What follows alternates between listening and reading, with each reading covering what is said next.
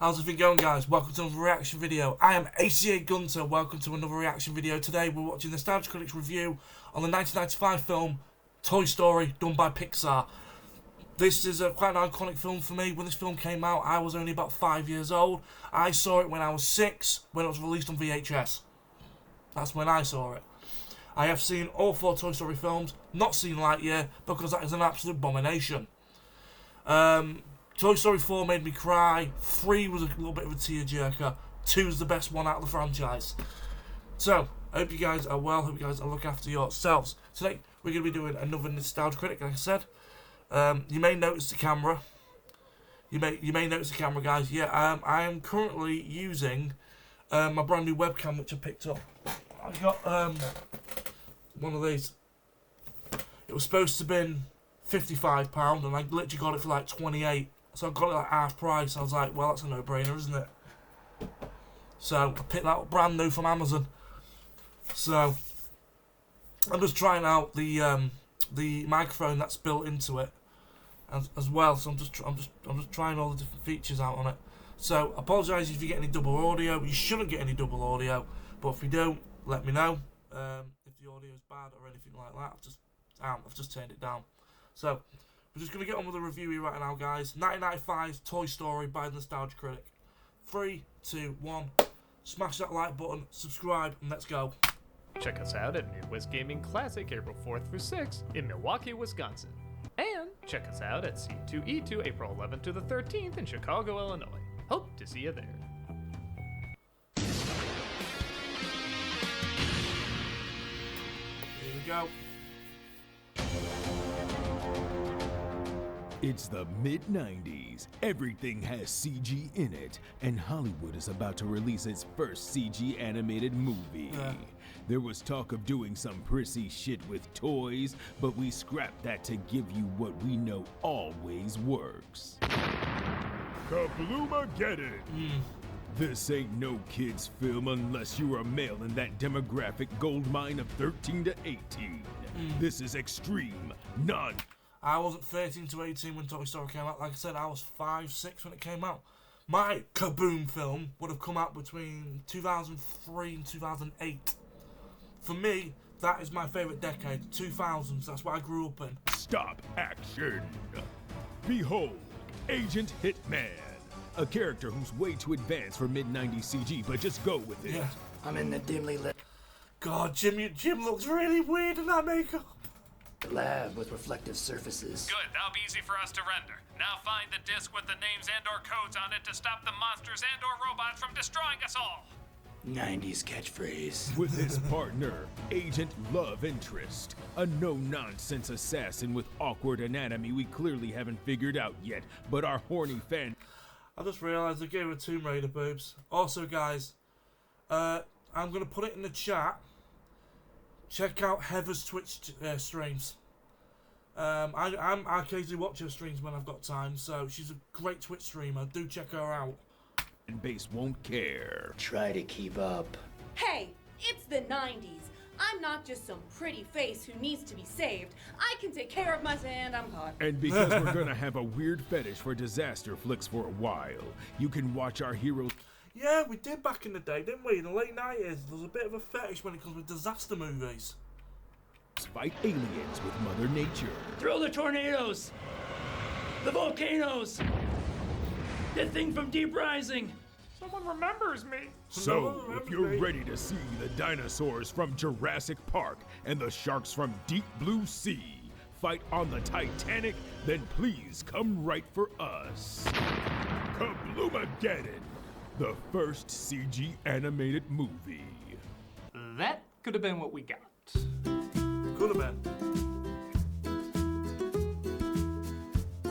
In 1995, Disney released the first computer-generated animated film, Toy Story.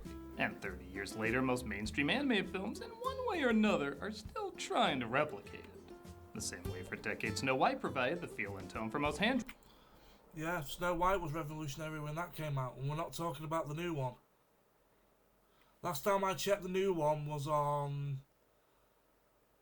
44% on Rotten Tomatoes, and last time I checked, Minecraft was on 51. drawn films, Toy Story laid the groundwork for most CG films. Sure, there's an occasional variant, but most movies try to replicate this style. I am Mrs. Nesbit. Humor with a good heart that has modern dialogue with comedy for both kids and adults. Even Shrek, the other film most animated features Shrek. Oh, sorry, I love Shrek. Hero time. I know that's number 2. Do you know the Muffin Man? He lives on Drury Lane. Why? Tell him we need flour. Lots of flour. Try to mimic, you could argue is Toy Story taken to a more self-aware and cynical extreme. But while this is the norm and has been for several years, people forget this was kind of a risky choice. Most CG in movies at the time were used for low-lit action and creepy monsters and natural disasters. The idea of doing a bright and colorful G-rated film about children's toys did not seem like the logical choice. Wow. Honestly, the trailer for this movie was so bad, I didn't know anyone that was excited to check it out. Literally, the big clenching joke, like the joke you end on in a trailer to get people to see the movie, is the cute little spaceman saying he can fly around the room. Yeah, that's not funny. But thankfully, the film itself was very funny, winning over skeptical audiences, being nominated for a Best Screenplay Oscar, and breaking new ground for animated film. Sorry guys, I've literally gone on Rotten Tomatoes on my phone. Toy Story 1, yeah? So I've just gone on my phone.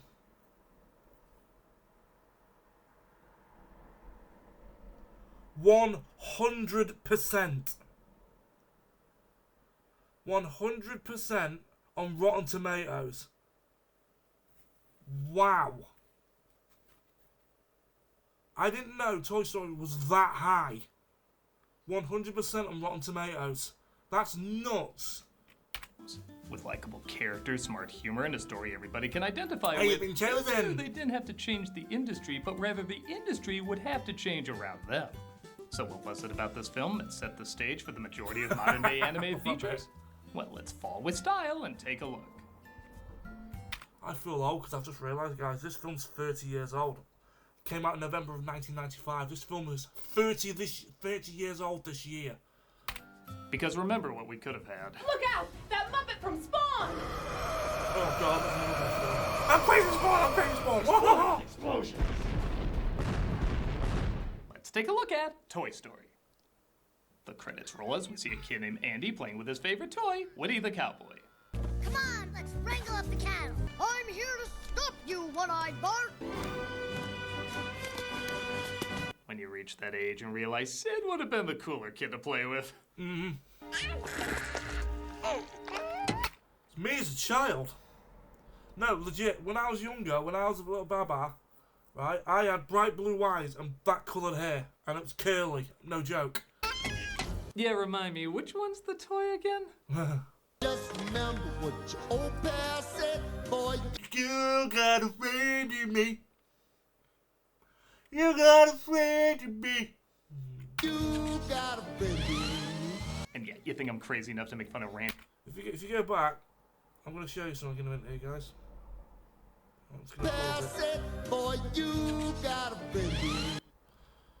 So look at those exclusive producers. Second one down, Steve Jobs. Yes, Apple Steve Jobs. Same guy. And yeah, you think I'm crazy enough to make fun of Randy Newman, what many consider his most heartwarming dedication to childhood innocence? You bet I am. Why does he always sound drunk? You got a friend in me. Okay, real talk. I don't see Randy Newman as one of the worst songwriters. There's actually some songs of his I enjoy. No, sorry. Every time I see Randy Newman, I just think of that fucking parody of him on Family Guy Season 2 when it was the apocalypse. Red-headed lady, reaching for an apple. Gonna take a bite. Nope. She's gonna breathe on it first. Wipes it on her blow. She takes a bite.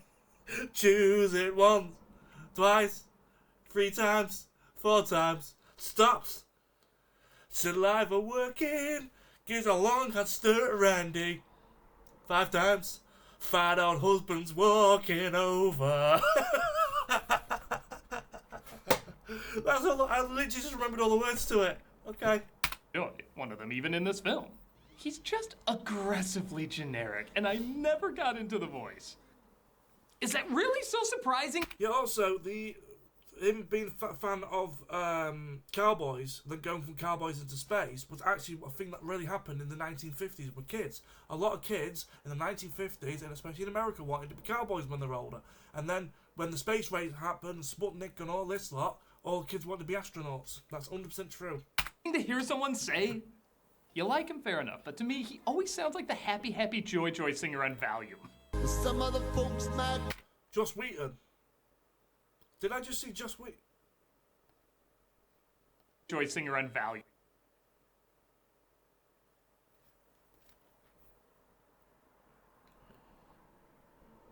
I just recognise that name.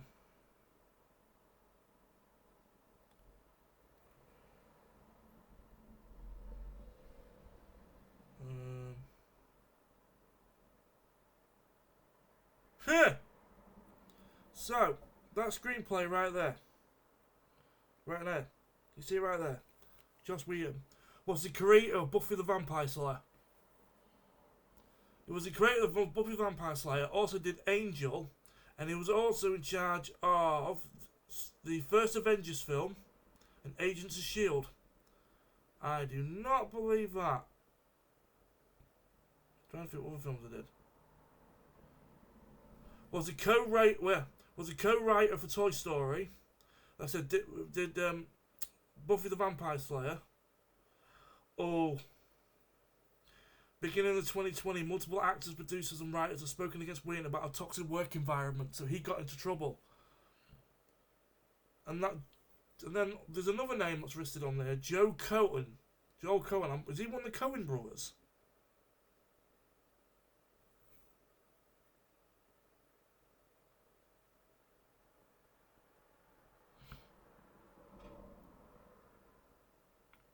Him, Josh Cohen.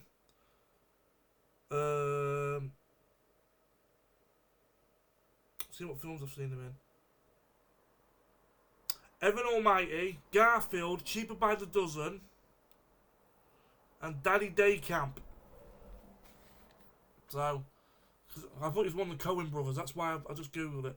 That's kind of handy now that I can use my phone now to do any research. So yeah, just thought it was interesting. Some other folks might be a little bit smarter than I am. If and you ain't the granddaddy of all liars.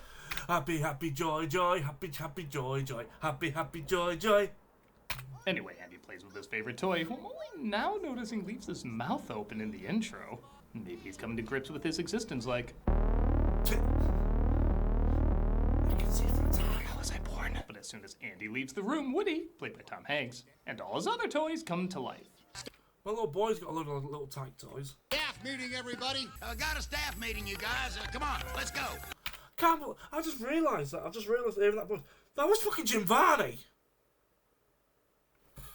Santa, are you in there?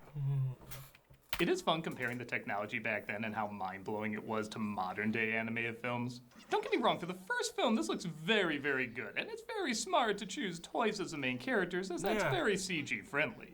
But not only do the humans look weird like we discussed before, but, man, some of those pixely backgrounds are a little distracting nowadays. Yeah, I'm just a couple of blocks away. Toys, and even has a girlfriend named, and some of those pixely backgrounds... Yeah, some of the textures do look very pixelated, very low poly, low resolution. I'd say most of the graphics on that are probably either 240p or 480p tops. They're a little distracting nowadays. These surfaces look like Doom half the time. So yeah, sorry if you can hear that. I think there's a bus outside my house. Woody is the ringleader of the toys and even has a girlfriend named Bo Peep, played by Annie Potts, who again gets some weird faces out of him. I'm just a couple of blocks away. If a grown man comes to a kid... Woody the Bo Peep creeper. His birthday party with any of these faces, don't let him in.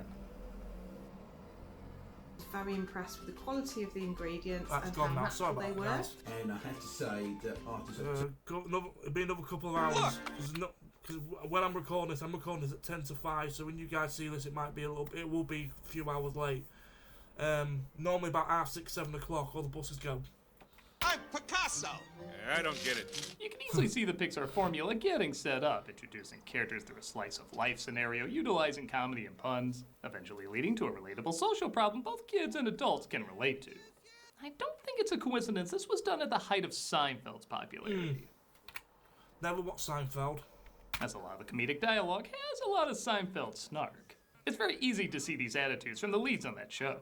It's just a mistake. Well, that mistake is sitting in your spot. Well, that mistake is sitting in your spot. This is no time to panic. This is the perfect time to panic. This is a perfect time to panic! I found my moving buddy. I found my moving buddy. Great, now I have guilt. Oh, great. Yeah, because Seinfeld, because 95, that would have been what, start of season 2 for Friends, and Friends didn't really take off yet. Now I have guilt. But I won't say from what. That was a long time ago. Let's keep going. Sarge, have you seen Slinky? Sir, no, sir. Woody has a fair amount of friends like Rex, voiced by Wallace Shawn. How you doing, Rex? Were you scared? I was close to being scared. Wait until I tell Andre. Slink, played by Jim Varney. I guess. That is Jim Varney. Yeah. I never knew who Jim Varney was till, like, YouTube was a thing. Until, like, 10 years after his death. Because he died in, what, 2000? And yeah, I didn't know anything about Jim Varney till like 2010, 2011. Then I realised when I was younger, oh yeah, it's a dog from Toy Story. Some bad news. Bad news? I just found out we're gonna do this till we're 80. Pixar's upcoming sequels including Toy Story 5. No, he won't be, because sadly Jim Varney's no longer with us. He's been dead 25 years. Yeah. As well as Ham and Potato Head, voiced by John Ratzenberger and Don Rickles. G6. Oh, you sunk it. Pay up. No, not the ear. Give me the nose. Come on. Feel lucky we're not wagering your tots again. That's funny. They're all concerned because Andy is having a birthday party, which might mean new toys are going to replace him. I mean, come on, if he holds on to one of the first things Pixar ever animated, I think you're all safe.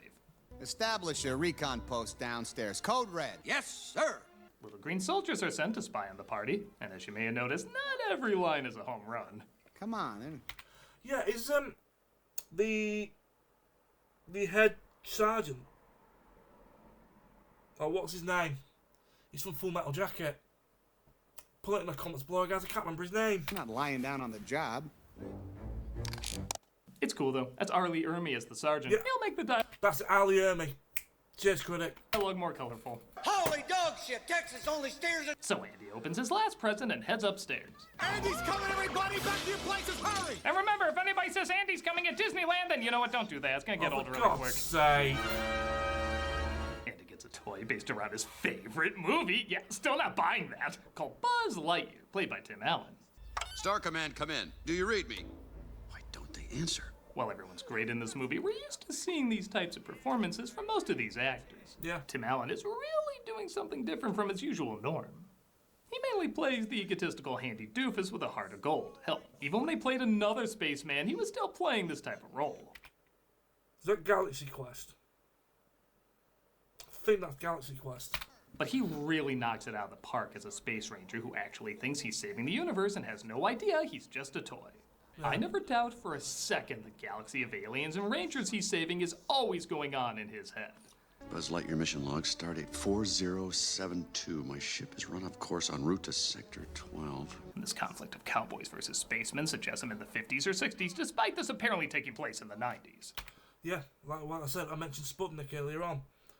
Also, fun fact, do you know in the video games and the Kingdom Hearts games, if there's any games that starring Woody in it, it's not Tom Hanks doing the voice, it's Jim Hanks. It's his brother. Because of Woody basically got Tom Hanks' brother work as a voice actor. True story. Well, in a couple of days, everything will be just the way it was. They'll see. I'm still Andy's favorite toy. Woody grows jealous of Buzz being Andy's new favorite as more and more of the world around him transforms into Buzz's. Your chief, Andy, inscribed his name on me. Wow! With permanent ink! He branded me with one of his dad's cigarettes. We're introduced to the antagonist of the movie, a next-door neighbor named Sid, who everybody either knew growing up or was growing up. Oh no, it's a Combat Carl. He's a kid who loves blowing up toys so much there's little to no grass left in his backyard. Yeah, that's a nice little touch, that, because he blows things up so much, he's got no grass in his yard. Yeah, that is a nice touch. Why is that soldier strapped to an explosive device? Sid. Sure is a hairy fella. No, that's Scud, you idiot. Are you sure? Dogs and humans don't look that different in this world. No. I love it when villains in Pixar movies are just kids doing what they do. Yeah. Because they're so naturally violent little messed up shits when you think about it. Yes, yes. So there's some kids out there, absolute little studs. Those kids, there's a couple of kids that there's a kid who used to be like that where I grew up. And then what happened was he backed off us because I just started, I was a bit of a wimp when I was younger. I literally screamed like a little and I went like that to him, like that, and he fucking shit himself because I fucking hit him. And then my brother got involved, my little brother got involved, and me and him fucking smashed him up 2-on-1. And then ever since then, he hasn't tried to, he never bullied us again, everything like that. He backed off. He was an absolute little shit to a point. He used to, him and his brother, no joke, used to get fireworks and actually aim fireworks at people's windows. And I'm not kidding. That's how much of a bastard they were. And the last time I heard anything from him now, he's in his mid-20s now, got a couple of kids, working, he's now married. So, yeah, and he regrets what he did when he was younger, so fair play to him. The more we move, the better. They're taking the death of that toy pretty well. Maybe they were like, he knew what he was getting into when he applied for ages 4 and up. After a joke, For by appointment virtual reality. That's actually quite clever. Don't know is clever, lame, or ahead of its time. No, I think it's clever. Woody decides to trap Buzz in a corner when Andy's told he can only pick one toy to take to Pizza Planet. The trap backfires, though, and knocks him out of the house via Lucas homage, even down to the Wilhelm scream. Maybe it's one of his buttons, I don't know. Yeah. After one of my favorite lines in the movie. This was no accident. What do you mean? I mean Humpty Dumpty was pushed. God, that's funny. And my introduction to the A113 in-joke. Yeah, I'm not kidding. I look for this in every animated film now. Yeah. I think A113 was the name of the animation. I think it was either the class or the studio where a lot of people from Disney and major animation studios came from, I believe. Buzz sneaks aboard to get his payback. Revenge is not an idea we promote on my planet. Well, that's good. But we're not on my planet, are we? No. This is when I was like, okay, this style needs to stay because most of 1995 Disney would have stopped at the first half of that line. What films are those? The Big Green. That looks like a stupid film. Tall Tale, that's a stupid film. Man of the House. Has Critic done Man of the House? I know he's done a Kid in King Arthur's Court, which has got Kate Winslet and Daniel Craig in it. Yeah. I remember his review, like, when I see that picture, his reviews just come back to my head. Oh, I hope there's no baseballs down there. But they were like, screw it, we want to be funny, and they convinced Disney to leave it in. Okay, I know it's not the same level as Ryan Reynolds convincing Kevin Feige, but it's still pretty cool. Yeah. Oh, the lost toy. Buzz fights Woody, causing them to fall out of the car. Woody realizes if he's going to find a way home, he has to bring Buzz, because without him, he won't be allowed back. Now, you're sure this space freighter will return to its port of origin once it jettisons its food supply? I should say, well, the CG... Yeah, the animation can be a bit off, but it's very clever. It's like his first ever animated film. So it's like his hands like that. It's a bit, yeah. Cartoon style was certainly being experimented Oh, with. bloody hell. I just saw that fucking reboot. I remember that. I still remember back in the day, it was donut flavoured skips and they were reboot themed. I am fucking positive. Reboot skips.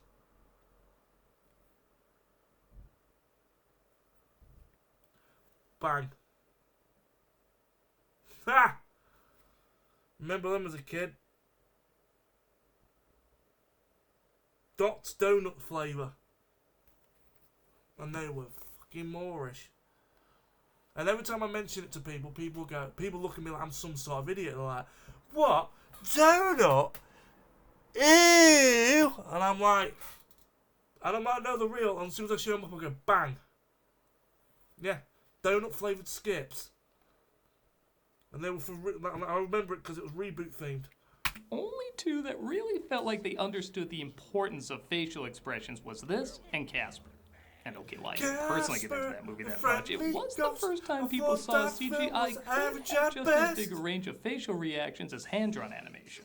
These little smirks and eye rolls and split-second ticks not only make the scenes a lot funnier, but they make the characters feel much more alive, at a time when this just wasn't being... I'm Woody. Howdy. ...utilized, at least not to this degree. Come on, man, hurry up. I'm like, the pizzas are getting cold here. Oh, sweet, a Buzz Lightyear doll, and it's alive! God, I'm stoned. Nah. Develop, deploy, and scale in our cloud or yours. Sivo AI, the AI cloud. Dry, tight, or sensitive skin? Relieve it with Aveeno Calm and Restore Oat Gel Moisturizer. Enriched with... Did I just see oat flour? Yeah, I'm just gonna smudge my face in porridge.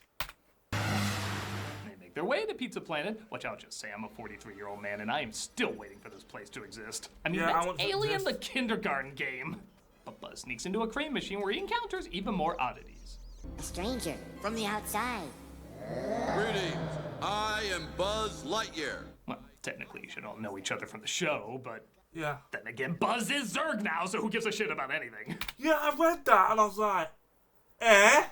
Then it's like, oh no, it's Buzz from an alternative future trying to make sure that the current Buzz Lightyear isn't gonna mess his planet up or something like that. And I was like, huh?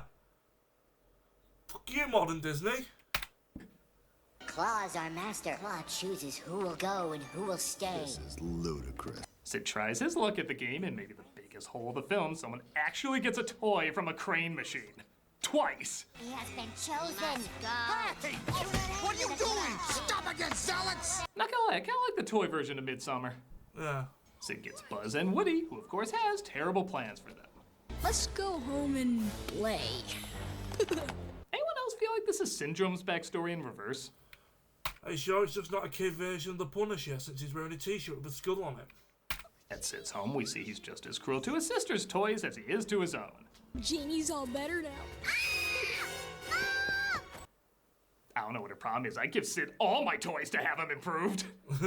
I'm not kidding. The designs of Sid's altered toys are some of the most imaginative creations in any Pixar film.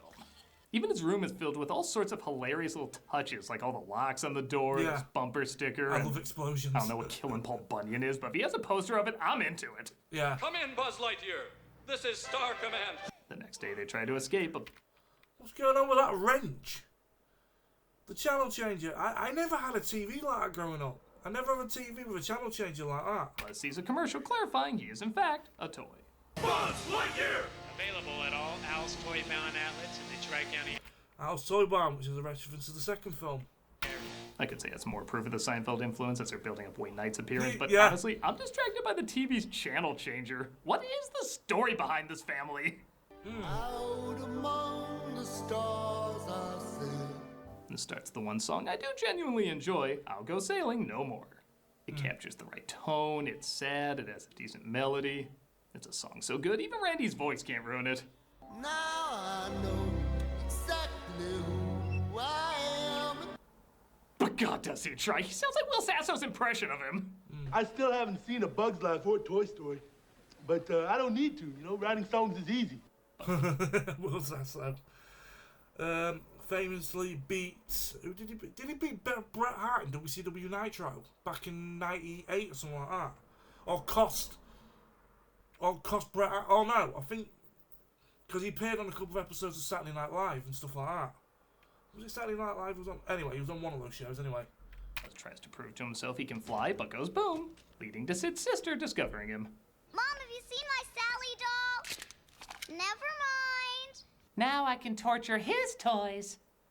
Actually, I'm not too far off as Woody sees the sister playing with Buzz and tries to get him out. Hannah! Oh, Hannah! Mom? How creepy would that be? That voice, that she could hear the voice of a toy talking to her. Yeah. Please excuse me, ladies. I have to check on my mom. I think she's dying. Oh, Hannah! Gone! Oh, God. Buzz finally cracks having tea with the sister's dolls. I like one of the beheaded ones is called Marie Antoinette. And am I crazy? Really? This is some of the funniest acting Tim Allen's ever done. Let's get you out of here, Buzz. Don't you get it? You see the hat? I am Mrs. It's Nesbit. I'm telling you, this kid is weird. She's talking about monsters in her closet when she was younger. She's all messed up. Never seen that film either. No, I've never seen Monsters Inc. either. I think my brother has. I haven't. I've never seen Monsters Inc. Woody reaches his friends, but they don't know whether or not to trust him after what he did to Buzz. Buzz as well is not much help. Hiya, fellas. What are you trying to pull? Nothing. Well, we know when this goes public domain, Jagged Edge will make a horror film out of this. Honestly, that'd be a pretty cool horror film, wouldn't it? To be honest, to be fair. Everyone abandons Woody. It's a little funny Slink is the last one to leave, even after his supposed true love does. And Sid straps Buzz to a rocket, planning to launch him in the morning. Andy, meanwhile, is heartbroken. He's unable to find Woody or Buzz before they move away. Oh, Woody. If only you could see how much Andy misses you. That'd be nice! Yeah. Let me in! Woody finally confesses his jealousy over Buzz. I mean, the dude is getting better in-jokes than him. And Buzz starts to realize just because he's a toy doesn't mean he can't save the day for someone special. I'm the one that should be strapped to that rocket. Buzz! Come on, Sheriff. Let's get this thing off of me and onto you. Woody is set free, but Buzz is taken to be launched. Once Woody discovers the toys in Sid's room wants to help, he utilizes them to get back at Sid. It's busted. Who are you calling busted, Buster? I'm talking to you, Sid Phillips. This scene is... Honestly, if I had a doll in my hand and it was talking to me like that, I'd fucking run a mile. Basically as funny as you would think it is. As I think they finally put together how scary Woody's face can be. We don't like being blown up, Sid. My name is Tony Tina, and I'm going to kill you. That would be terrible. What would you do if you had a toy and it started doing that? Start turning its head like I'd fucking run. And Sid is suddenly terrified of every toy I he would sees. run. What's wrong, Sid? Do you want to play with Sally? Oh, I hope Toy Story 5 is about his exposure therapy. They tried to follow the moving van with Andy's family on it, but Sid's... Did you hear what that said? Eggman Rovers. Eggman Movers. It said Eggman for the name of the delivery company. dog sees them.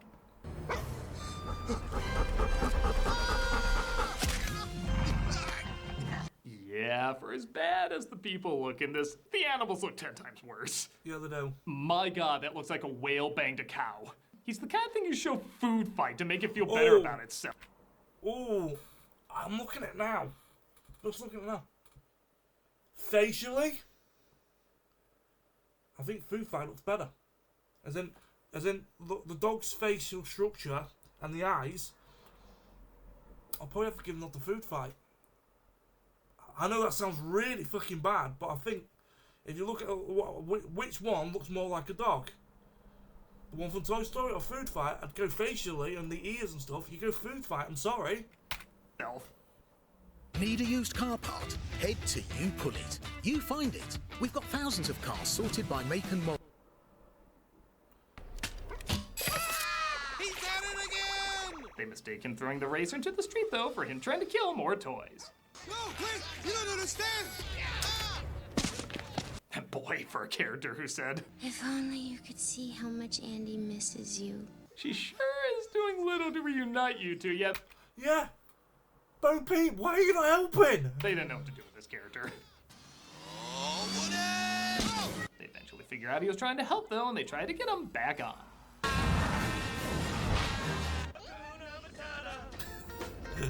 What a wonderful phrase. Of course, a Randy Newman musical would have Hakuna Matata in it. I can't stand Lion King. I think it's overrated. Shoot me. They eventually make it to the car with Andy in it, and they're all reunited. Cut ahead to Christmas time. I'm not shooting me, you know what I mean? Yeah. And as the toys once again are seeing if any of the new toys might possibly replace them. And I gotta say, for as great as this movie is, this last joke is a little weak. Wow, a puppy! And don't worry, Ratchet gonna try on this one. Yeah.